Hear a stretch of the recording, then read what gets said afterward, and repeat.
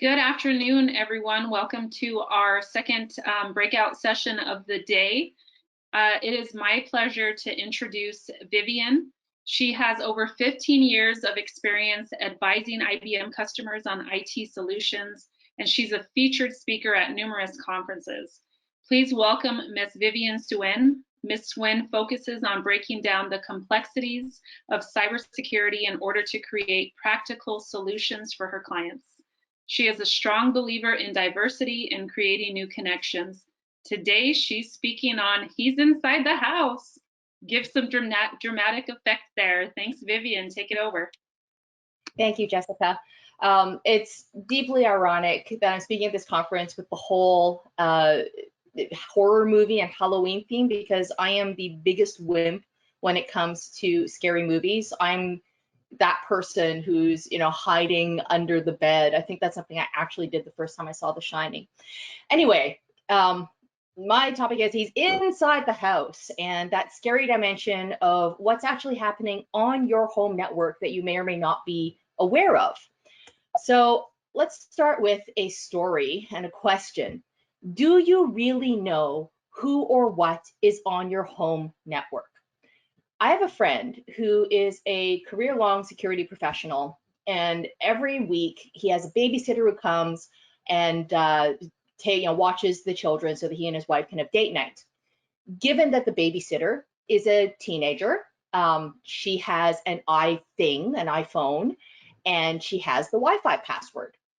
And what you may or may not know is that every iPhone regularly pings out to Apple's time servers, right? To just keep the clock in sync. That's where they get that information from. But what my friend noticed was that every time the babysitter was over, there was an uptick in a certain type of network traffic on his home network.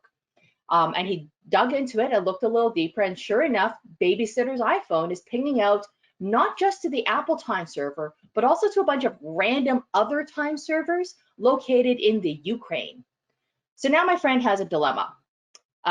He's got to say something about this because this is potentially malware that's coming onto his home network, but then that also means telling the babysitter, who is the child of friends of theirs, that, yeah, I may or may not be surveilling your phone while you're at my house. Of course, a conversation with the parents clears this up. They say, yeah, we noticed something weird with Katie's phone. And the mom says, yeah, she had something wrong with her phone, and we took it to the Apple store and they fixed it at the Genius Bar. No, they actually didn't fix it. There was obviously some piece of malware still on it. But here's the question. I mean, my friend has QRadar Community Edition running in his house because this is what he does. In fact, this is what he builds. How many of us have a security information event monitoring system running in our homes? I would bet very few of us, even those of us in the industry, probably don't have that kind of infrastructure set up at home. And so the question becomes, how could you possibly detect lateral movement if that was happening on your home network? And spoiler alert, you can't, not really. For most of us, the ability to do this is well beyond our reach. In a corporate IT security environment, in the business world, when we're looking for things like lateral movement, usually we'll do that by doing some form of network traffic analytics or flow monitoring. And there's specific devices and platforms that are meant to do this. We have things that use correlation rules to help us analyze this and detect anomalous behavior and report it up. And we've got ways of getting that full layer 7 visibility into all the traffic that's going on the network. The vast majority of us cannot implement this at home. First of all, we just don't really have those kinds of tools available for the mass consumer market. And while there are things like open source tools and community editions of various enterprise security tools that you could use, many of us do not have the wherewithal to install that, to monitor it, to tune and care for and feed it. So it's really just not in our grasp to do that. So the answer is no, we really can't detect lateral movement on the home network. And this becomes a really scary proposition. Just the topography of home networking has gotten really complicated in the last several years because of the advent of consumer IoT. When we talk about the Internet of Things, there's kind of two huge markets for the Internet of Things, right? One is the industrial side, and then there's the consumer side. And all of those smart things, the wearables, the wellness devices and everything, the digital home assistants, the IP cameras, and all those devices that we bring into our homes. Well, guess what? If it has an IP address, if it's on the internet, it can be hacked. And all you have to do is do a quick Google search, and there are endless stories of DVRs and IP cameras and toys, both children's toys and toys for adults, being hacked. It's a thing. It happens. In 2016, the Murray botnet brought down the internet. I don't know if anyone remembers that, but about 5 years ago, there was a massive botnet attack that brought down most of the internet for most of a day.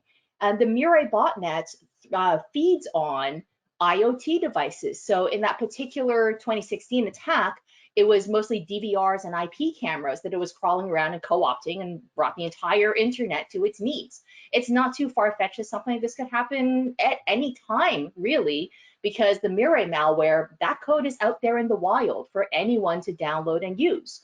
In 2017, a bunch of security researchers took a DVR and connected it up to the internet with the default password, and they just sat back and watched as this thing got hacked every 2 minutes. Every 2 minutes. And I'm sure that if you did a similar test today in 2021, the results would be pretty much the same, because this hasn't really changed. A lot of these consumer IoT devices and the smart things that we bring into our homes, first of all, they aren't patchable.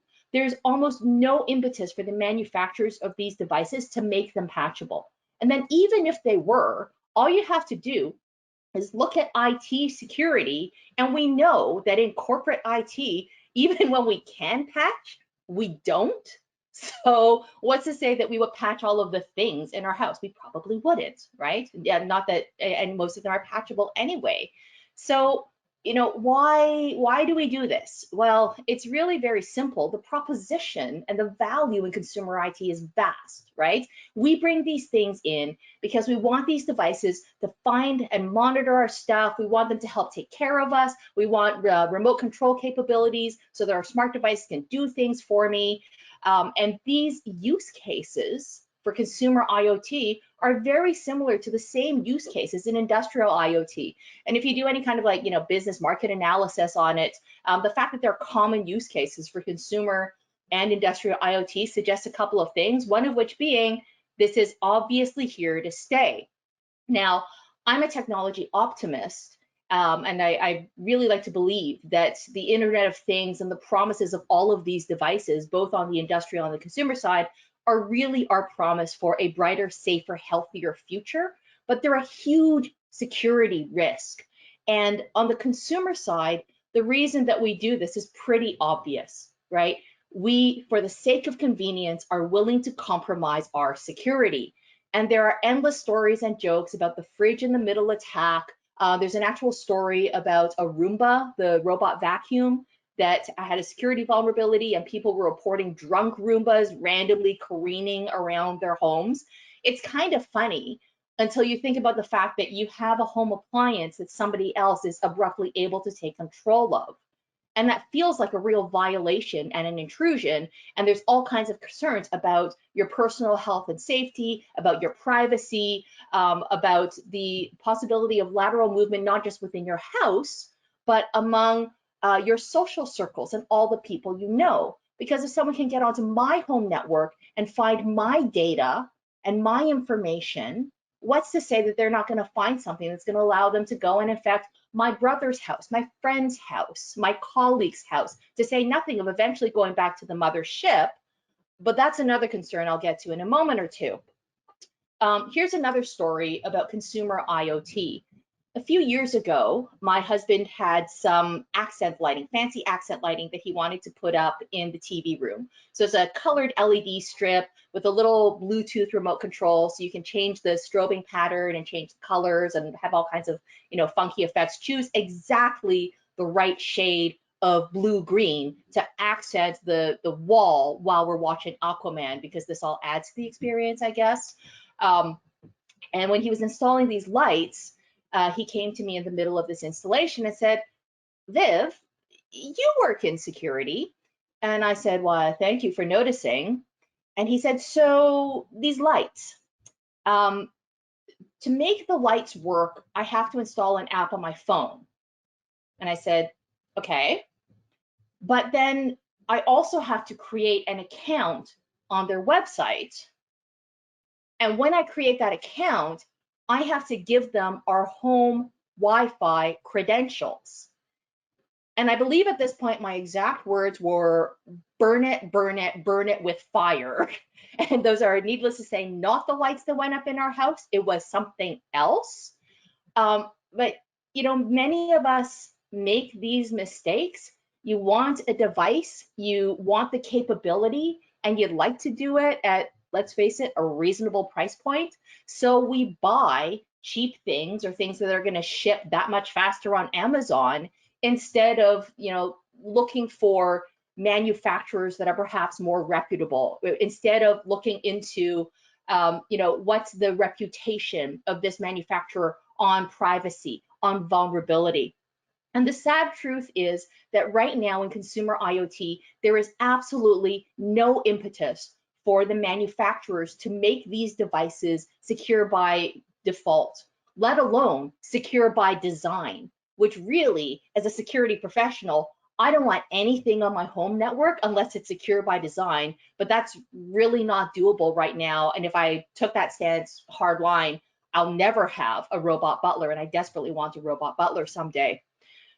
You know, even the most well-meaning companies can run afoul of this and have difficulty operationalizing things like privacy. It's a known fact that Volkswagen for 2 years sued researchers to prevent them from disclosing vulnerabilities found in the Volkswagen keyless ignition system.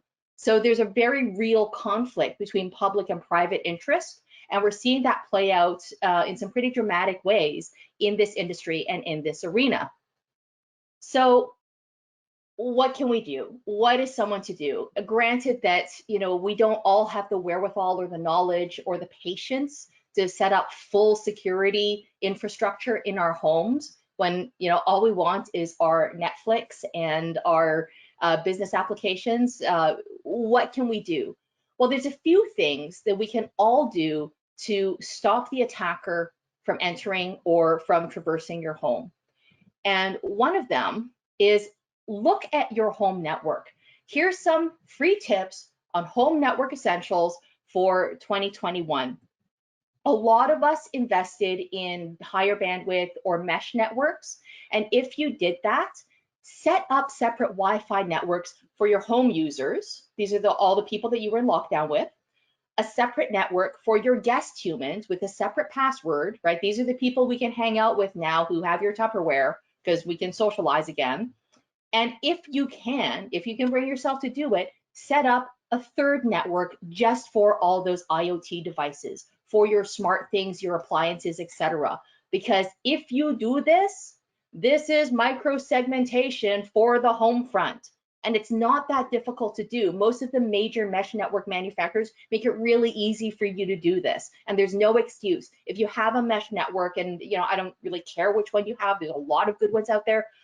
At the very least, set up that separate guest network. At the very least, consider setting up a separate network for all the things so that when and if your IP camera or your DVR or your video doorbell gets hacked, at least it's not going to be able to crawl laterally onto your home network where your data and your life also resides. Something else that you can do, look at whatever your ISP or your router manufacturer offers for security. If you have the Disney Circle, they've got lots of options. A lot of the mesh network manufacturers, I think Netgear, will offer things like subscriptions to Bitdefender that you can get through them. It is worth paying for. And you know, if you have, you know, a reputable ISP and you bought your router from a reputable manufacturer, which most of them are, then the security offerings they'll have are also fairly reputable as well. Third tip, and I cannot stress this enough, please, please, please, for the love of Pete, get a password manager. If you're not using a password manager, please use one. Password entropy is one of the biggest problems in cybersecurity. Almost every single attack involves credential theft and eventual privilege escalation, and it all comes down to password security. Password managers are amazing tools. They help you generate strong passwords in a way so that you don't have to remember the complicated ones. Some of them have biometric controls as well, so only you can get into that password vault, and all the good ones will also have apps. So they're multi-platform, and you can have the same password manager managing all of your passwords on your home computer, on your laptop, on all your mobile devices. Please get a password manager, I beg of you. If you subscribe to Netflix and Spotify and Amazon Prime, you can subscribe to a password manager service because you need that. Speaking of devices and protecting your home devices, Cookie the Pomeranian demands, please, please, please, please patch, please install those security updates, please, please, please make it a habit to check the devices of the other humans in your house, both big and small, and make sure that everything is up to date. Get those security updates installed. Everyone remember WannaCry? When WannaCry hit, guess what? That vulnerability had been reported months in advance, and the patch was out there. And people like Equifax got taken down by WannaCry and by cyber attacks because they had not yet installed the patches that were already out there. It used to be that zero-day attacks were fairly rare. That's no longer the case now in 2021. So right now, everyone's very, very nervous about zero-day attacks and ransomware. There is absolutely no excuse for not patching and practicing basic security and software hygiene. If you have the ability to keep an eye on the software inventory in your house, get rid of old programs and applications you're not using anymore. Make sure that whatever you have is up to date. If you have software that can no longer be updated, like seriously consider getting rid of it and figure out what you can move to that's actually going to stay abreast of modern security. We talk a lot in the industry about technical debt and security debt, and I would guarantee you that every single one of us has a significant amount of security debt languishing around on our home networks and on our home devices. Secondly, you absolutely need antivirus. If you don't have that, you need to get that. Find something reputable. There's lots of consumer offerings out there. I'm not here to recommend anyone in particular. Do your research, ask around, ask someone in the industry, find something that's reputable and use it and keep it updated, right? That's all just part of home network hygiene. Also, get a password manager. That would be a really, really good idea if you don't have one already. And why do we need to do this? We need to do all of this, not just to protect Cookie the Pomeranian, but because the reality is that remote work is here to stay, right? This is not changing anytime soon. And so what this means from an IT security perspective is that those work-home boundaries are really, really blurry. So as a human working from home or moving to some kind of hybrid hoteling, whatever it's going to look like in the coming months, we got to be a little bit smarter about this. And this means, very frankly, saying no. It means no sharing of devices between family members. It means no sharing credentials between humans in your house or between different devices. Strong separation of church and state. It means absolutely no sharing or copying or transferring of data. It means not moving any of your work data onto a personal device because your home computer has a bigger screen and it's more comfortable to work on. Just buy another monitor, please. Do not be that person who gets a keystroke logger installed on their work device that then goes back to the office because your child spilled water on their laptop and really couldn't miss their Minecraft playdate. That's not acceptable. So don't be that person, right? Separation of church and state, because remote work is here to stay. And from an IT security perspective, securing the remote workforce is a really scary proposition because everything that is at home is really in the wild. And I have to throw in a still from Aliens here. If you remember the movie or haven't seen the movie, this is when they're being attacked by the aliens near the end, and they have these motion trackers, and everyone's freaking out because they see the dots coming up, and Sigourney Weaver says, "But that can't be. That's inside the room." And of course, they are inside the room. They're above the ceiling panels. Uh, Everything that is at home and in someone's home office, from a corporate IT security perspective, that is in the wild.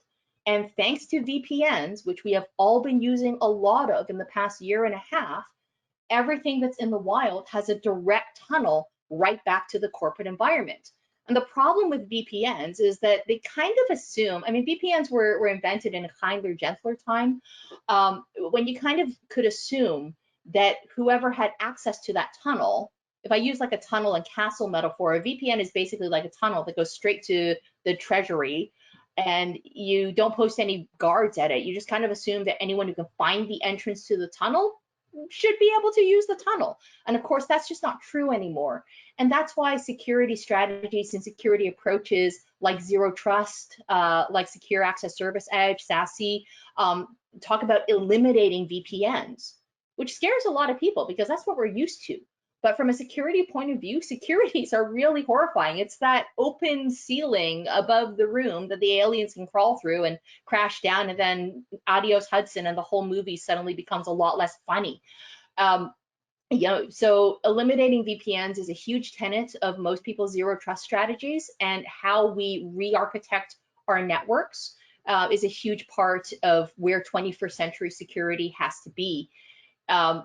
We talk a lot about ransomware lately, and I think that with the way that modern ransomware works and the vulnerabilities that it exploits, ransomware is probably going to represent the biggest disruption to the way that we work and the way that our IT systems need to be built to defend against and withstand this threat.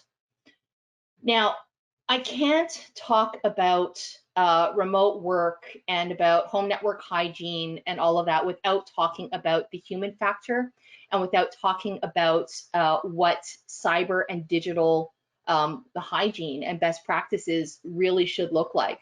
So in keeping with the Halloween theme, I'm going to get into the human factor section of my talk, and I'm going to beg you, please, please, please don't take candy from strangers. This is apparently a still from a movie called Trick or Treat, which I have never seen and will never see, because just looking at this picture gives me the heebie-jeebies. But apparently it's very cool and scary if you're into that sort of thing. So please don't take candy from strangers. What does this mean? Basic cyber and digital hygiene. Social engineering works because we're human. And the only way that we can defend against that is to be smarter humans. There are certain human impulses that cyber adversaries take advantage of for all of their social engineering tactics. And this is everything ranging from, phishing to, social media data harvesting and data scraping, to spear phishing, to business email compromise, all of that. Any kind of cyber tactic that leverages that human factor falls under the umbrella of social engineering, and it is persistent because it works. And we're never going to stop being human, and we're never going to stop having hearts and feelings and those impulses. So let's just try to be smarter humans. And what do I mean by that? Well, the first thing that you want to look at is the smaller and younger humans around you. If you have a child or a teenager, or you spend time with one and they're on the internet and they have a smartphone, then you probably have heard about Discord and TikTok, and good for you, right? That they're there, they're being used. You should probably know what they are. So most of you have probably heard about Discord and TikTok and have a fairly good understanding of, what they are and what they're used for. But have you heard about Visco? Have you heard about Kick? Do you know what Omegle is? These are other social media apps that are popular with teenagers, and I didn't know these, a year ago. I kind of had to look this up, and then I went down the rabbit hole and got truly terrified. But these are other very popular social media platforms among younger people, and some of them have, shall I say, problematic notions of privacy and sharing. Some of them, depending on your belief system, might just be really problematic in the way that they work and the kind of connection and service they provide. And that's a conversation between you and the younger humans that you interact with. But the point is, get a handle on this, figure out what they're using and what it represents from a cyber and digital hygiene point of view. We talk a lot and we've obsessed a lot, particularly in the last couple of years, about screen time for kids and content online and protecting them from cyberbullying and predators and stuff like that. That's a whole other topic that I'm not going to get into. But from just a technical IT security point of view, these devices with these apps are on your home Wi-Fi probably a lot of the time. So be aware of what the risks are and enable the right settings on those devices to like turn off location sharing. Nobody else needs to know where your child is except for you, right? Look at the location sharing settings. Just start there. Understand what uses the camera and how, and all of those things. If your kids are into online gaming, and what kid these days isn't, in some aspect, if your child is into online gaming, be aware of just how online their gaming activity is. There are threat actor groups who target online gaming forums specifically to, do reconnaissance for social engineering attacks, also to spread malware. There is a threat actor group called APT41 that's based in China, and they are known for going after the online gaming segments. They both attack gaming companies and they also will do all kinds of things in online gaming forums. It's people spend almost all their lives online now. So work, play, every socialization, everything, it's all being touched by the internet. Therefore, all of it is vulnerable. The good thing is, at least in my experience, it's actually pretty easy to talk to kids about cybersecurity because like kids really don't want to be scammed or bullied or taken advantage of. So they're very open to that conversation, I found. You need to be upfront and honest, but they have their own self-interest at heart too. If you want to go the further step and try to give your kids or small humans around you actual cybersecurity education, look for reputable providers and reputable resources. There's a lot of them out there. Look into things like the Cyber Day for Girls. There's a lot of good cybersecurity training available on Udemy. There's some cybersecurity basics on NIST, from NIST themselves. And they actually have a curriculum that's aimed at school-age children as well. There's lots of reputable sources out there. Here's a hot tip. The free cyber online training that you see in the 30-second ad that pops up in the middle of Candy Crush, probably not a good choice, just saying. But I can't just blame the kids. It's not just about the kids because grown-ups are also horrible about oversharing and about not practicing, common sense online, particularly on social media. I use this picture because already there's nothing I personally find scarier than a clown. Clowns are freaking horrifying. Anyway, I'm just going to leave it there. Otherwise, I'm going to freak myself out. Grown-ups are terrible for oversharing, and the social media habits of many grown-ups are really, really bad. It's pretty deplorable. What I find is I feel that there's a real complacency, particularly among kind of Gen X and older. And I think that that's because, we all, and I consider myself part of Gen X as well, we all kind of learned to become functional adults during the birth of the internet or in a pre-internet stage where things like, and also the boom of pop psychology, which, this is all pretty, this all happened during a lot of our formative years. And so that idea of doing these cute little personality quizzes, it's pretty harmless when you're doing it in the back of a magazine at the doctor's office or whatever. But when you're doing this stuff online, there's a totally different set of dynamics. And there's something about the pervasiveness and the longevity of that kind of digital content that I feel like a lot of adults haven't fully grasped right now. A lot of the question memes and the quizzes and stuff that pop up in social media and the people in my social circle who I see interacting with them, it terrifies me a lot of the time. Some of them are obvious and some of them less so. And there's a lot of nuance about what happens with that data. A lot of them look like, they may or may not be, but they certainly look like pretty credible attempts at data harvesting. Your fantasy franchise name is the street you grew up on, plus the last thing you drank, plus your favorite animal. You know, anything that's trying to uncover information about your habits, your age, where you live, your preferences. This is all personal information that you might use as passwords, for example. The Facebook 10-year challenge that came up a few years ago, that one drove me absolutely mental. It was, you know, post a picture of yourself now, plus, and one of 10 years ago.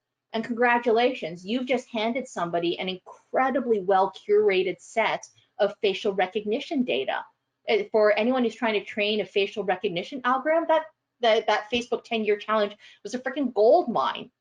And it's, you know, it's not just about protecting our own information, it's also thinking about the future. One of the things that was really terrifying about the Equifax hack and the Equifax breach is the people who stole all of that data from Equifax, they had a set of profiling data about people that your own government doesn't have about you. They had a complete view of individuals, of millions of individuals that your own governments don't have, that your bank doesn't have, that the FBI doesn't have. And it's not, you know, you talk to anyone in the intelligence community or anyone, you know, who works in this field or knows something about data science, it's not difficult to believe that someone could take the data that was stolen from Equifax and you could build profiles of people who might someday be recruited by intelligence agencies, people who might someday, because of their credit history and other things, be people that you could blackmail into something. And you haven't even done anything yet.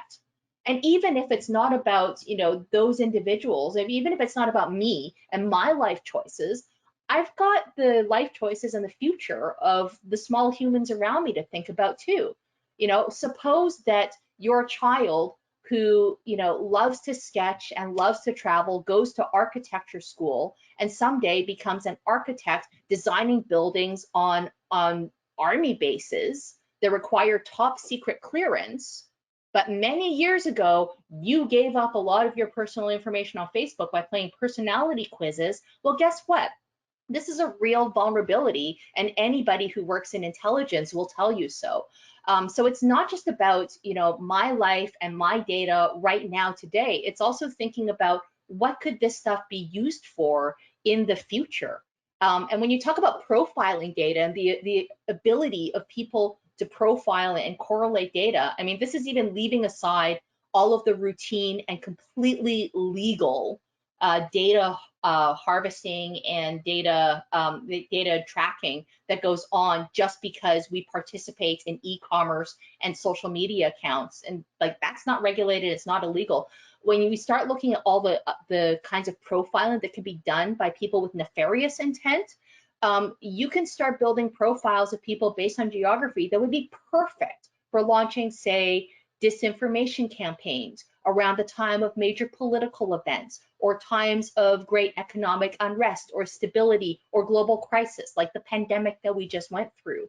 And what we've seen in recent years is that human beings, because we are human, we're really, really vulnerable to this because we have basic human impulses. That's part of the beauty of what makes us who we are.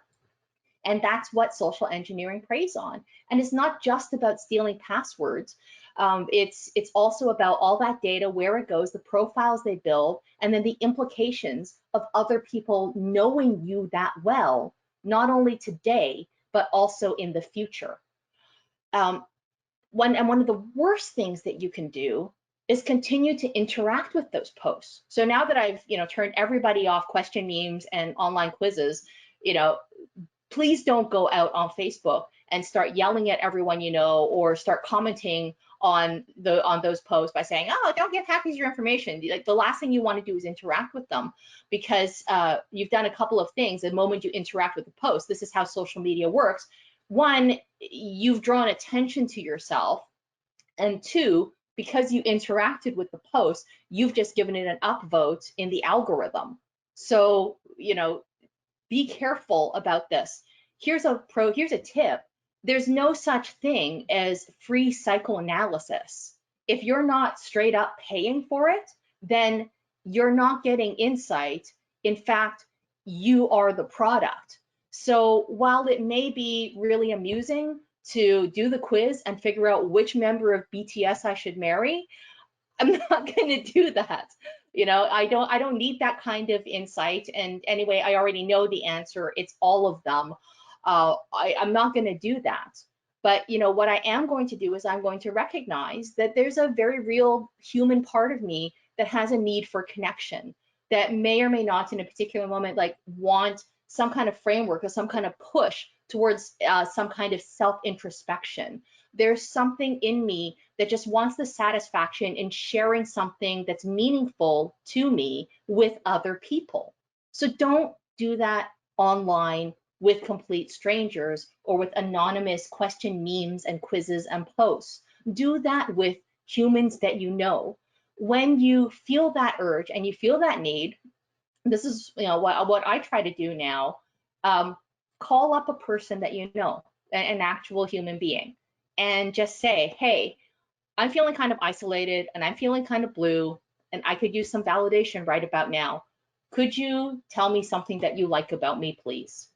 And when you get that serotonin boost from affirmation and positive interaction with an actual human that you know in actual real life, then you thank your person and then you offer to help them install a password manager.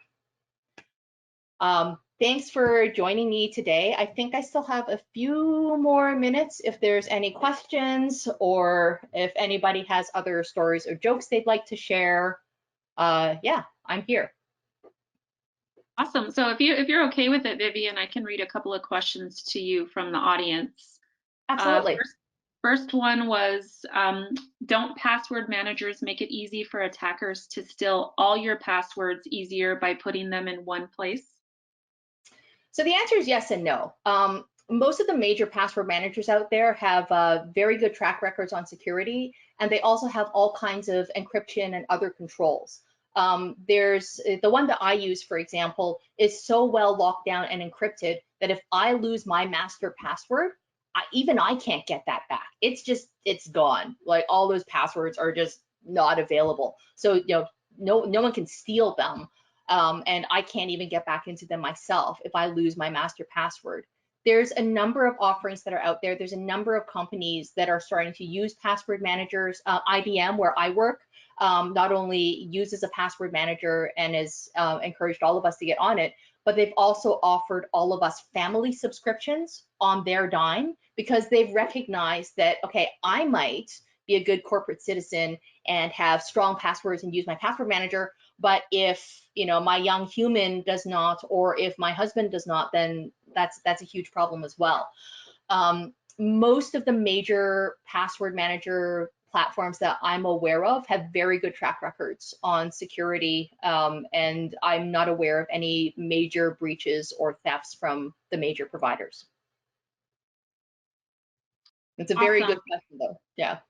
And I think this is more of like a comment to you mentioning earlier about social media. So someone did point out to turn off geotagging for photos on social media. So I thought that was a very informative comment. Next question was, which tools do you recommend for monitoring IoT or smart devices at your home? Nah, I don't really, it all kind of depends on what you have the wherewithal to work with. IoT and smart devices are really, really tricky because there's no real common standards between them. So it's really difficult to do that. If you work in IT or you're good with tech, getting a log manager or something like that would be a good first step. But there's not a lot that can do that kind of anomaly detection, particularly around IoT devices, without a lot of heavy lifting. I work for IBM, so our SIM, our security monitoring solution, is called IBM Q Radar, and we do have a community edition version of it. It's completely free to use. And there's really good community support around it, but it's community support. You don't get actual tech support from IBM on it. You're kind of on your own with setting it up. If you're good with tech and you like playing around with this stuff, that's fantastic. There's a number of open source tools. and those kinds of like community or free offerings from major vendors that you can use, and it's absolutely better than having nothing. But recognize it's a serious endeavor, and there's nothing that's really purpose built or that fits really well in the mass consumer market right now. And is there a particular password manager that you recommend? There's a few good ones out there. I know that a lot of companies use LastPass and 1Password. Those are two that I see very commonly. Do your research, find something that's reputable. Ask around. If you have friends who work in tech, ask them what they use, and then go and do a Google search.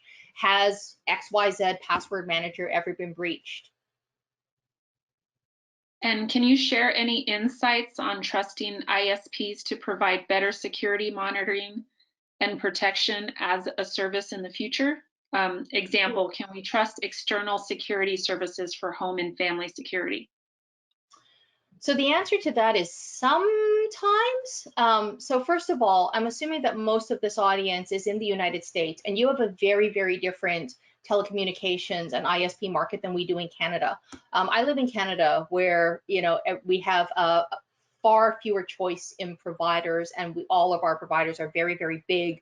And I guess, I don't know, there's probably some super right-wing economist who says that's fantastic. It's economic hegemonic stability, and I don't personally like it, but this is where I live. Kind of the good thing, where I'm going with this is, it's a really competitive market. ISPs are constantly trying to win over more customers. So make security something that you're looking for. When whoever calls up and is offering you another deal, ask them, what kind of vulnerability tools scanning tools can you offer me?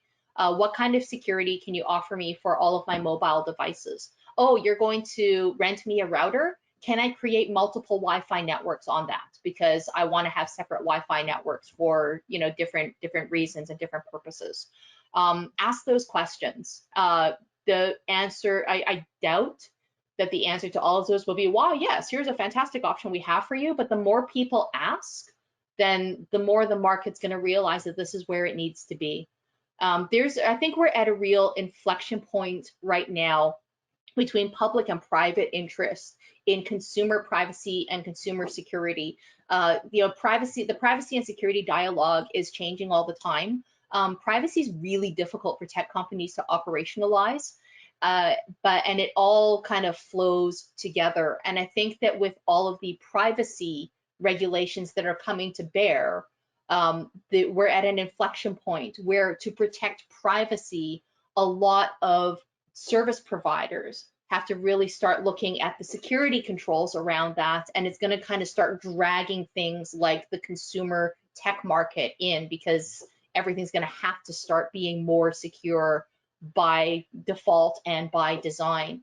We have a movement right now in Europe where they're pulling together auto manufacturers in Europe to just build things. A lot of the components for automobiles are expected now to adhere to stronger security standards. So it's all starting to go that way, but 100% in the consumer market, we are woefully unprotected right now. And last question, is there an alternative to a password manager? Tinfoil hat. If you don't want to use a password manager, and you really, really, really want to come up with and manage your own passwords, then God help you. Whatever system you come up with to help keep that straight is good. Just please do not reuse passwords. Password reuse is going to be the death of us all. Do not ever reuse passwords. Understand what makes a strong password. A meaningless garble of letters and symbols and numbers, looks like a really strong password, but because of the way that a lot of the algorithms and the tools work right now, a lengthy phrase in English is probably just as good as an intelligible number of things. So choose a random series of words, or use a phrase that's meaningful to you that you'll remember. Today I went to the park and my dog chased an orange ball. that's actually a great password. If you know, whatever website you're filling it in requires that you throw in punctuation and stuff, find a few meaningful places that you're going to remember to stick in some digits and a hyphen or two, and you're good to go. Wonderful. Great talk, Vivienne. We've had some great comments on your talk. Very insightful, very scary, a couple. And someone did post something funny towards the end. Write it on a piece of paper and keep it in a secure safe. Oh, there you go. Or like write it on a piece of paper and immediately eat it. Right. Yeah. Awesome. Well, Vivienne, thank you so much for your time today. We loved your talk. We look forward to seeing you in the future in person.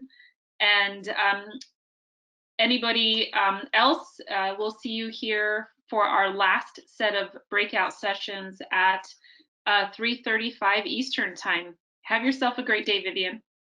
Okay, thanks. You too. Take care, everybody. Bye-bye.